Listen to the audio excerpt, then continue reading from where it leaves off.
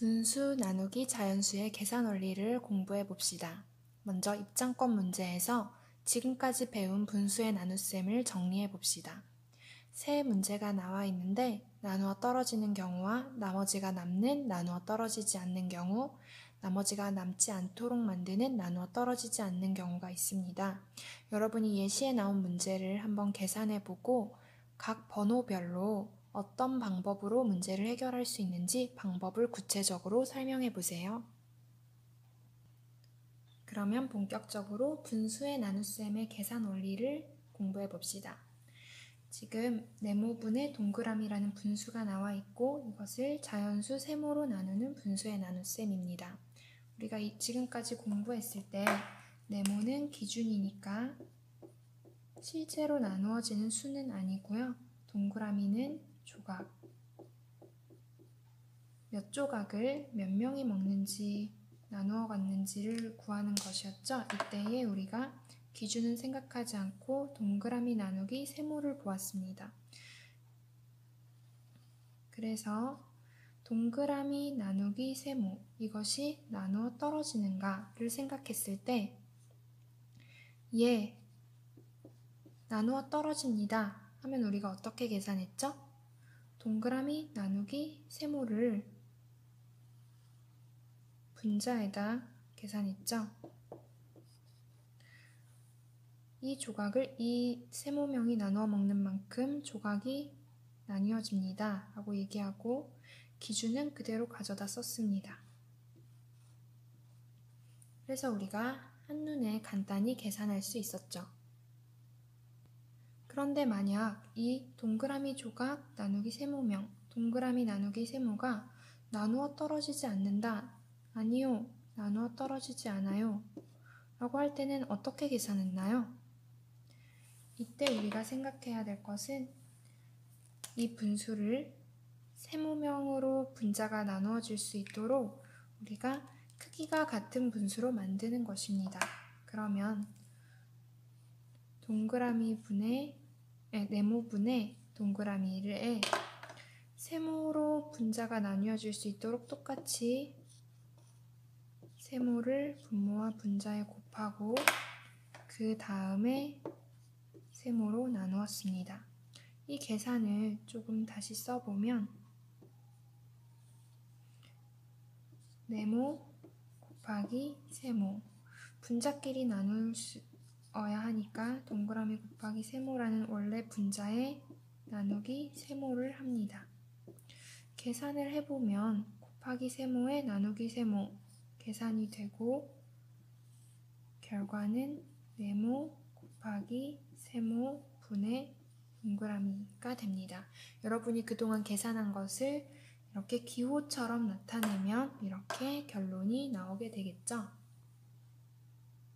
그러면 앞에서 공부했던 모든 내용을 종합하여서 나누어 떨어지든 나누어 떨어지지 않든 모든 경우에 사용할 수 있는 분수 나누기 자연수의 계산 원리를 생각해 봅시다.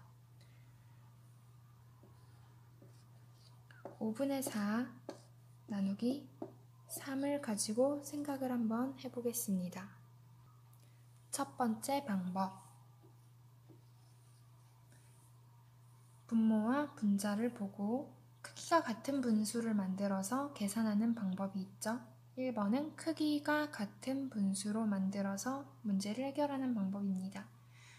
분모와 분자에 같은 이 자연수를 곱해주어서 분자가 자연수로 나누어 떨어질 수 있도록 만들어주는 방법이지요. 계산을 하면 5 곱하기 3분의 4 곱하기 3 나누기 3 분자를 나누어 주니까 나누어 떨어지고 계산 결과는 5 곱하기 3분의 4가 됩니다. 여러분도 공식으로 그리고 설명으로 방법을 써보세요.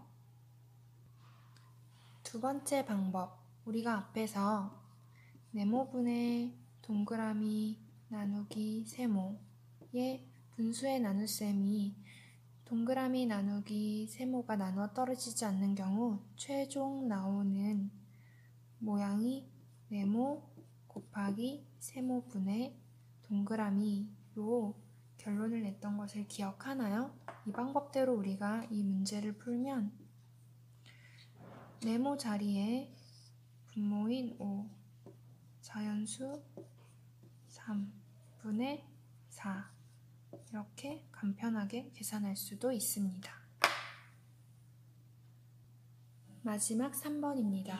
3번은 그림으로 나타내려고 하는데 여러분이 네모를 보시고 5분의 4 나누기 3을 그림으로 한번 표현해 보세요.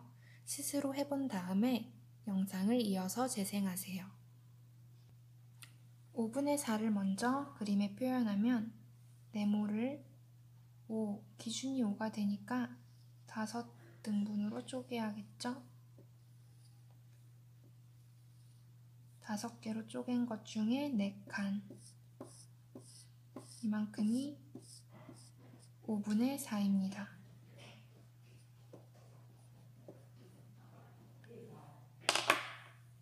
이것을 3등분을 하려면 세로로 쪼갤 수 있겠죠? 셋으로 나누면 되죠.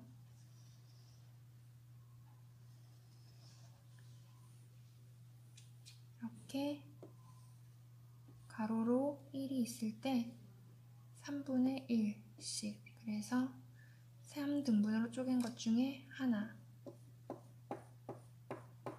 한 사람이 가져가는 양은 이만큼이 됩니다. 이만큼의 넓이를 우리가 직사각형의 넓이를 구하는 공식으로 생각해보면 높이는 세로는 5분의 4, 가로는 3등분을 한 것 중 하나니까 3분의 1. 직사각형의 넓이를 구하는 공식으로 생각하면 가로 곱하기 세로, 세로 곱하기 가로, 그래서 5분의 4 곱하기 3분의 1 이렇게 나타낼 수 있습니다.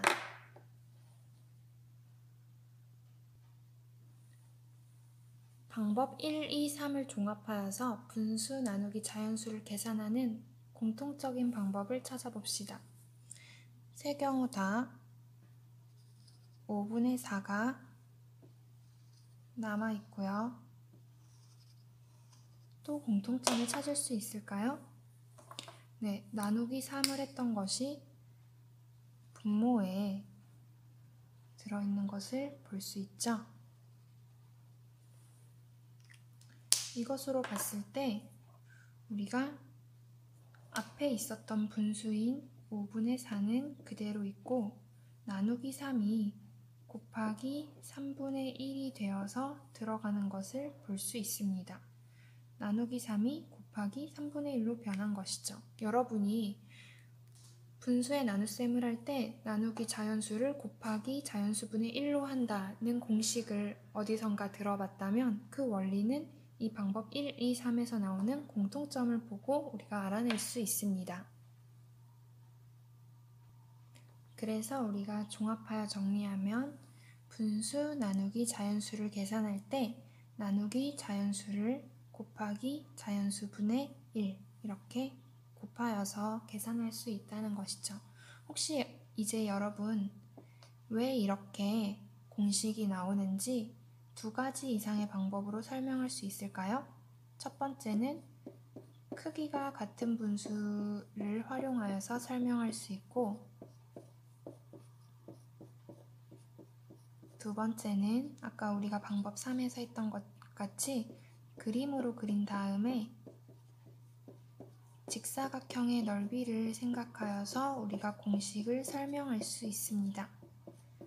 오늘은 배운 공책에 분수의 나눗셈을 왜 나누기 자연수를 곱하기 자연수분의 1로 바꾸는지 이 부분에 대한 설명을 2가지 방법으로 설명하여서 배운 공책에 기록해 보세요.